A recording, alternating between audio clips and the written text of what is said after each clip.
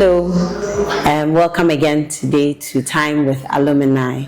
We have with us an alumnus who finished school in the 1970s. Where were you? Yes, in the person of Dr. Kwasi Badu-Tweneboah.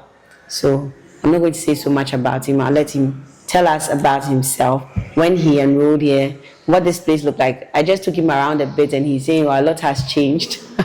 During this time, there weren't so many buildings here at KNUST, formerly then known as Tech. Yeah. So, Doc, you're welcome to this show, and thank you so much for your time. Okay, thank you. Thank you very much for the invitation. Yes, I'm Kwasi Badu-Tweneboah. So I did my bachelor's in engineering, civil engineering at KNUST. I was here in 75 and graduated in 79. So it's a long time ago. So, and probably most of the lecturers and professors are either retired or deceased or something like that. Definitely. You know? Yeah. I mean, yeah. But anyway, so old student. When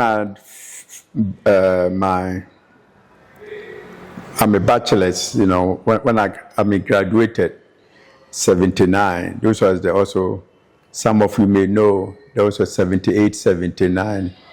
That was the time of the, you know, demonstrations, student demonstration, where the universities were kind of closed down, somewhere in 78, I believe. So they closed the university because the students, demonstrated, protesting about the state of the country, economy, and everything.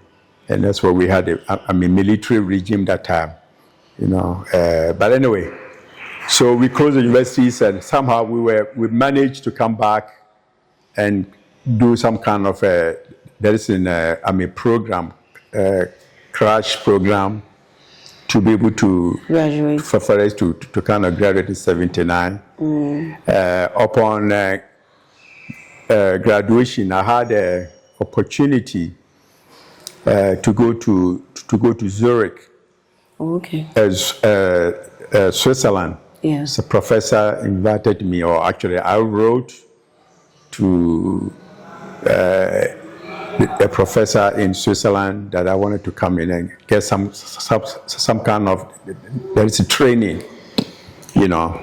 So I went there in October, I believe, you know, and then October 79, and I did I worked in the lab, trying to do some work there. Some of the work I was doing was, there is laterites, you know, probably civil engineering. Professor Padu has done a lot of work on laterites,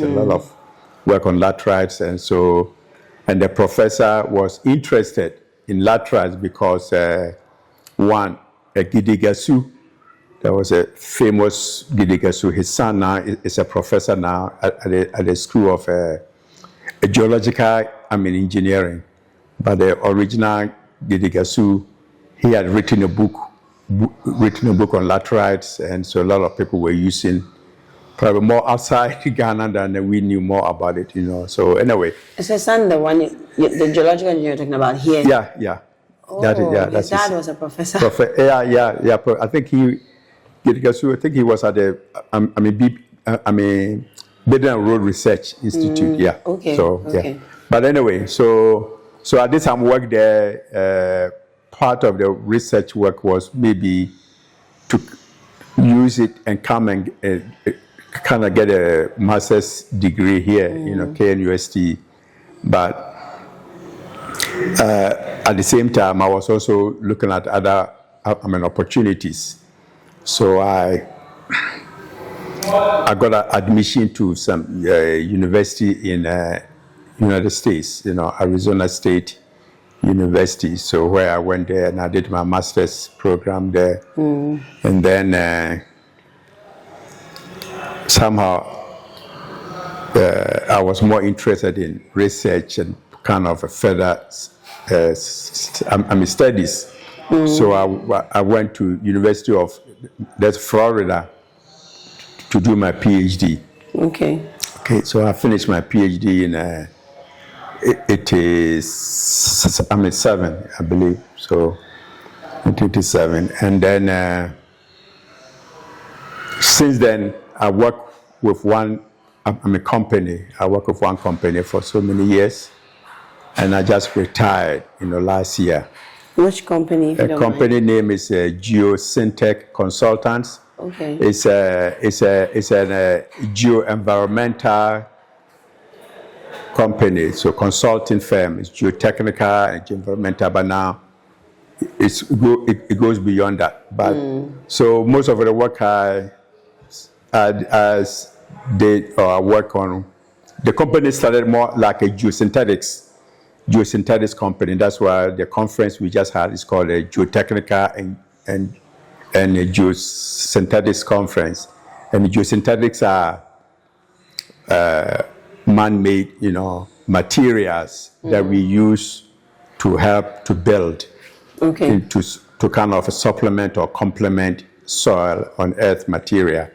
In certain areas, it's much easier to use it than to use natural soil and all that. And also, if you're going to use natural soil, sometimes you have to excavate and haul, and then there is too many trucks on the road with dust, and also the greenhouse gas and all those factors. So anyway, so I work with this company for that many years, primarily doing more work in the waste management area, which is a big, a problem in Ghana, And when I talk about waste, there are different types of waste, but I'm talking about more of a household waste. Oh, okay. Household waste, or what we call, there is a garbage. Okay, but there's also other type of waste, from industrial waste, hazardous waste, a lot of chemicals and all that. So anyway, but I've been collaborating with some of the colleagues here, mostly, in Ghana, talking about, what are the opportunities where it's more of some kind of mentoring, technology transfer and things like that. So last year they approached me saying that they want to host the conference, the first conference. They call it, there is a 3G, Ghana Geotechnical Geosynthetics Conference, the maiden conference. So they asked me to help them. So I work with them, and we had a conference last week, and it was a success. It was difficult. I thought it was never going to happen. Because it took so long. It took so long, and asked people to submit abstract. We have to keep extending the deadline for people to extend the deadline. What exactly was the conference about? Like, how was it structured? So the conference is basically and I don't have my cheat sheet here, so it's something about the engineering, the role of geotechnical engineering in the nexus of the infrastructure for public safety and sustainability. Okay. So for Ghana and most of the sub-Saharan Africa, infrastructure is a big problem we have. So roads. Take roads for example. Accra Kumasi Road is always being built. We've never done that. We never finished with the road. So there is a provost not the provost, but the president of the Ghana Institution of Engineering said that the government wants to build a new expressway, Accra Kumasi Expressway, and he says, "Why don't you finish this one first before you think about another one?" So, but the geotechnical engineers, we play a lot of roles in these things, because we are dealing with soil. The building we are, sitting in here is founded on soil underneath. Yeah. And so we need to know what kind of soil is below and what type of, there is a foundation we need. You know, we talk about roads, there is bridges. We need to know how to design the bridge and how to, you know, and then we are also going into, there is green engineering, is what they're talking about. It's more of green engineering and safety, public safety, because we are now talking about renewable energy. We want to have efficient, buildings, energy efficient buildings and all that. So there's a lot of things we can play. And so the idea is to bring all of you together. People from the industry, academia, the universities, the consultants, the manufacturers, and the companies, people together and share, ideas, get exchange ideas and all that.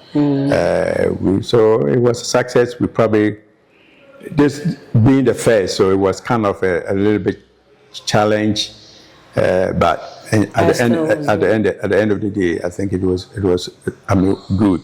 So the papers submitted, the abstracts submitted, were to do with what people have done already or what they're working on, ideas they are exploring.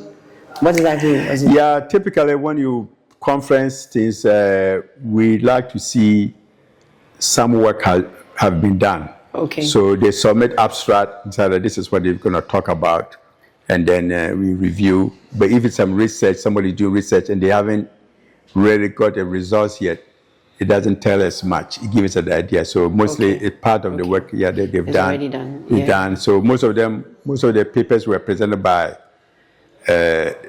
students, masters, those who finished their masters at KUST, they finished and some part of their master's work, thesis work. So they were able to write a paper on that, submit a paper on that. Some of them were, but we were looking more for, there is a practical aspect as well. So, the mining, for example, is a big mining industry. It's a big thing in Ghana. And so we were hoping to get more papers from the mining industry. We got a few, and then we also had the keynote lecture, one of the keynote lecturers, Dr. Celestine Alote.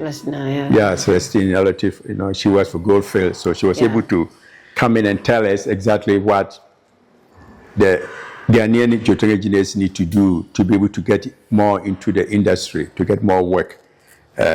Same as Dr. Charles Akayuli, he's with a systems, so and he was a researcher at the BRI, and now he has his company, so he has to give us, there is a history, how he was able to kind of maneuver, into that field, to do consulting, and how he's working more to do that. Another important lecture that was given was by Professor Ampadu, and he actually talked more about, there is in what he called it a capacity building. Capacity building, because now, and capacity building, he's talking more about Kumasi and Accra, urban areas. Okay. The role of how we can do, because of, there is a congestions. These places are congested. Yes. So the only way we can get people housing is to build high-rise buildings, okay? We need to manage the waste. They're going to generate more waste. So we need to find a proper waste management, disposal facilities. Bridges. We have to build a lot of bridges and kind of flyovers to accommodate. So, and he used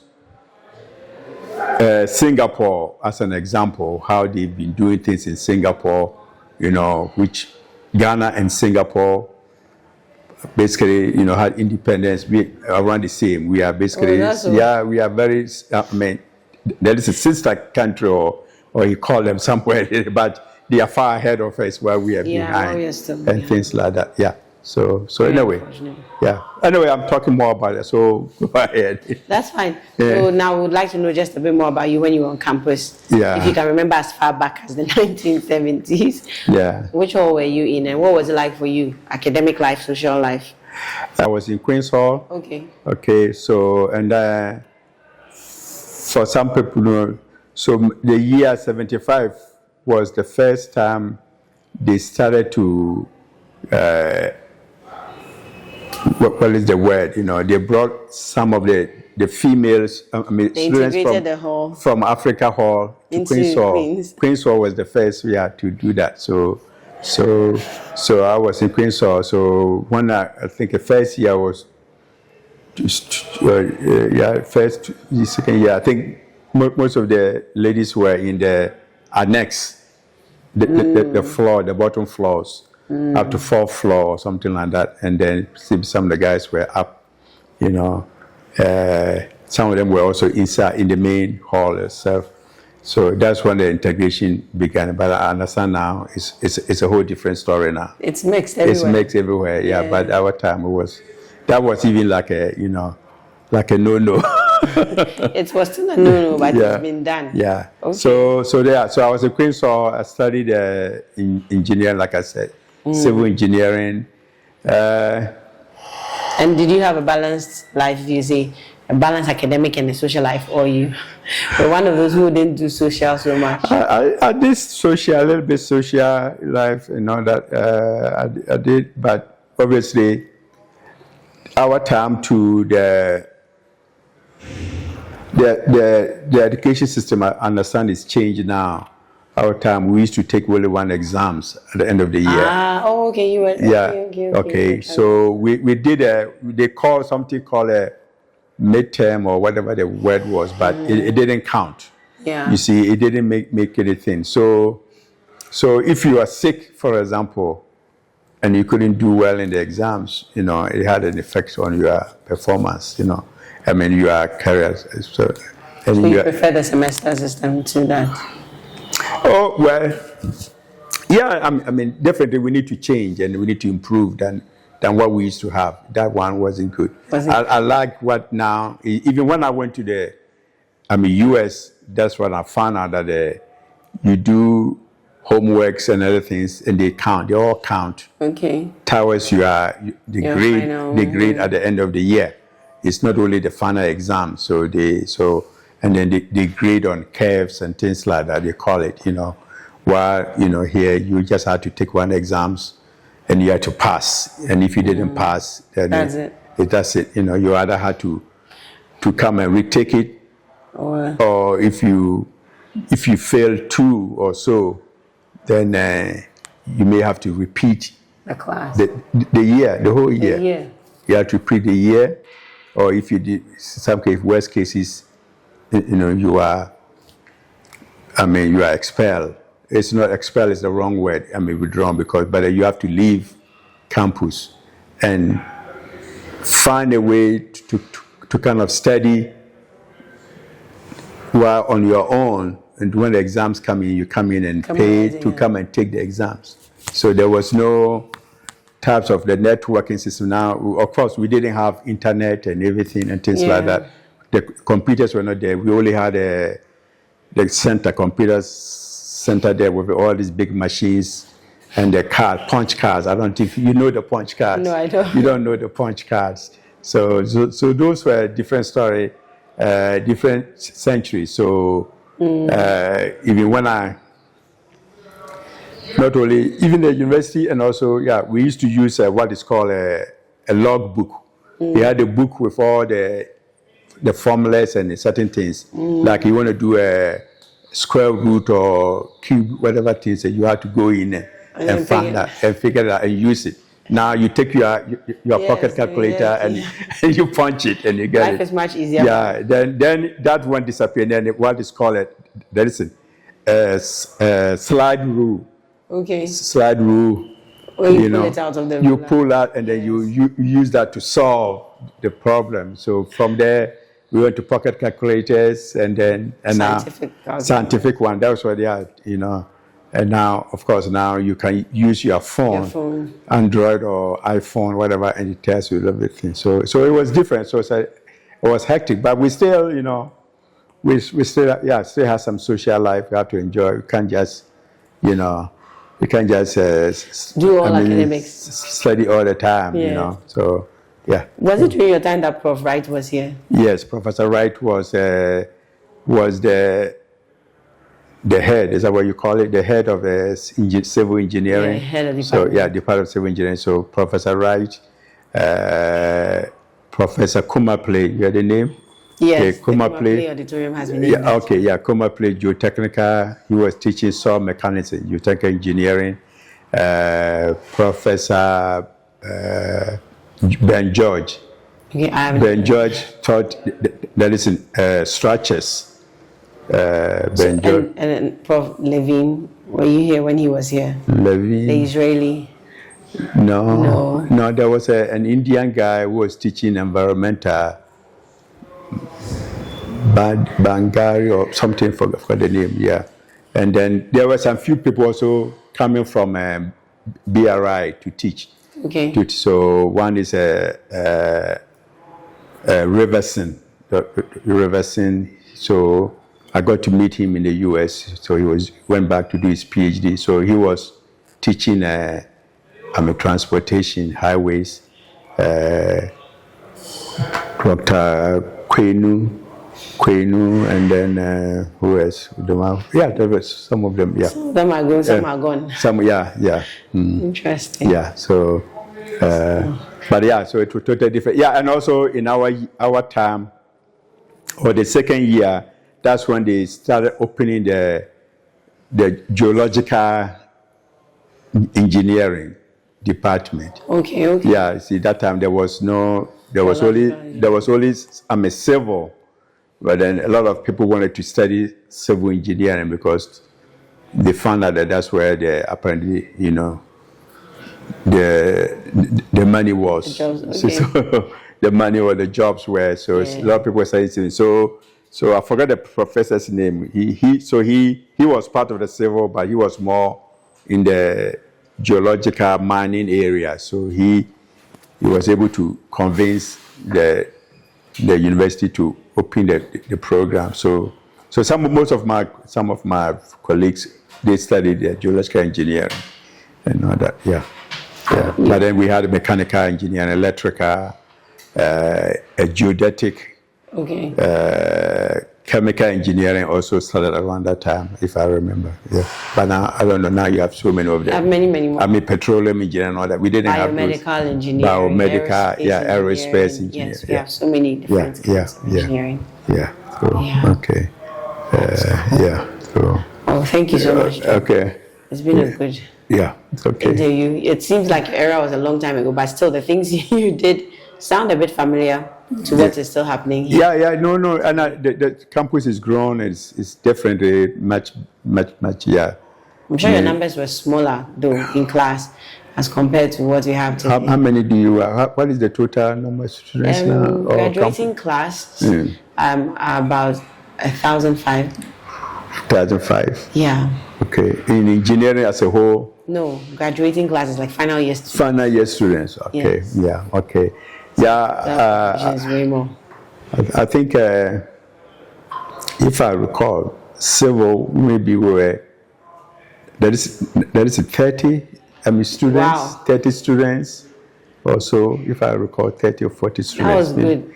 30 or 40 You were being students. fed by the school. Or during your time, that's when the feeding had stopped. So during our time is when they call it pay as you eat. So we were giving some kind of a stipend. So they give you the money, and then all the halls, you know, they cook, but you had to go and buy the food. And you were given money by the school, the government? By the government. It was a loan. It was supposed to be a loan. Did you ever repay it? Well, that's where the national service came in. Okay, so when you finish, you're supposed to serve the nation to pay for it. Yeah. Even before, but you see, before my time, and I talked to some of those people earlier on, you know, they would stay in their room, and then they would come and knock on your door, whether you're coming down to the dining hall to eat or they should bring your meals to you. Wow. Okay, so when they got to my time, it was a story. The first year was okay. I mean, they were serving food, but then that's when we were complaining about the quality of the food and all that. And so they said, okay, decided, the best way is that you guys go to the bank, commercial bank, over there. Now the whole commercial center is different now. Yeah, commercial area. Yeah, commercial area. Oh. So they put your names. I remember it was supposed to be a loan. So, but you have to be sure that you're Ghanaian. I remember we were all in the queue, and then the bank manager, looked at one of our colleagues and he said, "You're not a Ghanaian," so. And he took him out of the queue. Yeah. So he did that. So wow. so that was the days how it was supposed to be. So what are we serving the nation for doing national service? Why do we do national service? They're not giving us free food. There's a subsidized education. Well, but it's still part of the whole thing. It's a subsidized. The food was but like I said, a lot of people were not even eating the food. They were trying to cook on their own. Of course, they were giving money. Why wouldn't but it wasn't that much money. It wasn't that much money. So for me, the money, it was better to go to the dining hall to buy the food, the meal, the lunch or dinner, rather than trying to cook something myself. And then you have to have a small, I don't know whether the people had the stove. Oh, no, what is it called? Benson burner or something. The Benson burners and other things, and they also were the coil you put in the water to boil to heat your water. Yeah. But you were in one in a room. You were in one in a room. No. So again, everything when it got to my time, everything was getting worse. So we were two. So they kind of bankers, yeah. So they had a bunk bed. Only two. And I understand there are four or so people there. Things are worse. Yeah. So it got worse. But the story is that when Kwame Nkrumah was planning to build this university, he wanted to build many things. He wanted to as many dorms or halls as possible, everything like that. And he did have a lot of foresight. The people said, "Oh, no, we don't need all that." And then within less than 10 or 15 years, everything has changed. Yeah. So yeah, but yeah, those. So our time was different. Now I guess people can go ahead and buy meals and it's easy. But that time they give you have to go a queue. Sometimes lunch, if lunch is 12 o'clock, people will be in a queue an hour before. So that they can get their food earlier. Because they can get a ticket to get the meal. Oh. If you don't, you won't get it. So it's changed. So it's totally different now. Interesting. Yeah. But those people who enjoyed were the earlier ones. The earlier ones, they enjoyed and they finished. They got a job. They got accommodation and everything. But were jobs ready for them?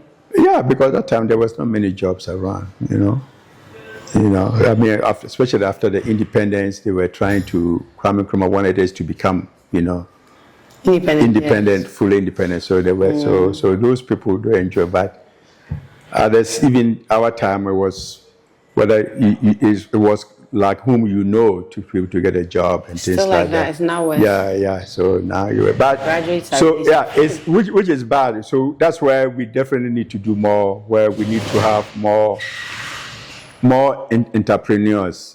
People opening business. Also we are always relying on the government jobs. Why should always government the one creating jobs? Why don't we create the government pay better? Yes, are you sure? A lot of. Well, the university may be different from the No, government jobs pay better. Pay better. But I hear most of the time they don't get paid. It's nurses and okay, all right. Comparatively, I thought the consulting. I mean, not consulting, but that's a private business. Yes, they may abuse the system, but they also we need to have laws and regulations. He will get good money. What about his employee? Well, but if you want people to do good work for you, then you must pay them well. That should work. But does it? Yeah. So because you want them to be part of the company, It's not that you have the company and therefore you can abuse your workers and things like that. Also, Yeah. working Yeah. engineers who own their own businesses, you should look at that. Paying Yeah. your people well enough. You can afford to. Yeah, well, yeah. We want engineers. We want them, especially the ones coming out of school, to be able to do. We call it attachment or internship. Yeah, this internship, and then finally you Employ them. You employ them because you spend time on them, and therefore you need to get something back. Encourage that. Yeah. Thank you so much. Okay. You're welcome. God bless you. Thank you.